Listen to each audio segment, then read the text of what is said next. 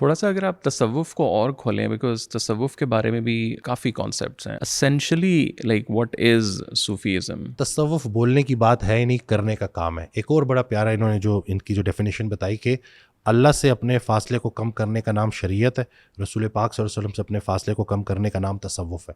یہ کرنے کا کام ہے، بولنے کی بات ہے ہی نہیں. جیسے ایک حدیث ہے، اس کا مفہوم ہے کہ اللہ کریم ارشاد فرماتا ہے کہ میرا بندہ فرض اور نوافل پہ عمل کر کر کے میرے اتنے قریب ہو جاتا ہے کہ میں اس کا ہاتھ بن جاتا ہوں، میں اس کی زبان بن جاتا ہوں. تو فرض ہے اپنے بچوں کو پالنا، اور جو نفل ہے وہ ہے یتیم بچوں کو پالنا. تو محبت کے ساتھ جب آپ کسی بزرگ کے پاس بیٹھے ہو، آپ نے اپنا ہاتھ اس کے ہاتھ میں دے دیا اور اب وہ آپ کو کہہ رہا ہے کہ یہ کام سارے کرنے ہیں، تو آپ محبت کے ساتھ جب اس شریعت پہ عمل کرنا شروع کر دیتے ہو تو یہ تصوف ہے.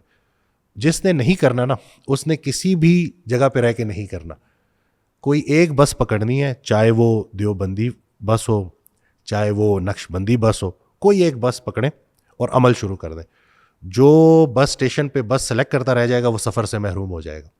تو یہ جتنے بھی رنگ ہیں نا، یہ مختلف رنگ ہیں، اور اس میں اگر آپ اخلاص کے ساتھ چلنا شروع کر دو اور اپنی عبادات میں محبت لے آؤ تو میرے نزدیک یہ تصوف ہے. یہ کسی کی کوئی جاگیر نہیں ہے. ہم اکثر سمجھتے ہیں نا کہ اس کا کوئی ایک واحد ایک ہی سورس ہوگا، نہیں. اور جو لوگ کلیم بھی کرتے ہیں، جو ڈفرینٹ فرقے میرے خیال سے خود کلیم بھی یہی کر رہے ہوتے ہیں کہ جی دیکھیں، جنت میں وہ جائے گا جس کا کوئی فرقہ نہیں. ٹھیک ہے، میرا یہ ماننا ہے. اس کے اوپر شاید لوگ جو بھی اختلاف کرنے والے کریں.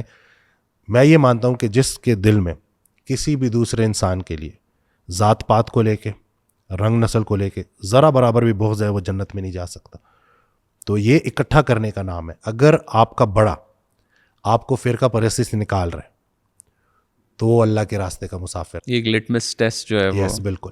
اگر اس کی محفل میں بیٹھنے کے بعد آپ کے اندر نفرت نکلتی ہے، ختم ہوتی ہے، محبت پیدا ہوتی ہے، دنیا کی محبت کم ہوتی ہے، دوسرے کا احساس بڑھ جاتا ہے، جھوٹ کم ہو جاتا ہے، سچ کی آپ متلاشی ہو جاتے ہو اپنے اندر سچ پیدا کر کے، تو یہ سب تصوف ہے.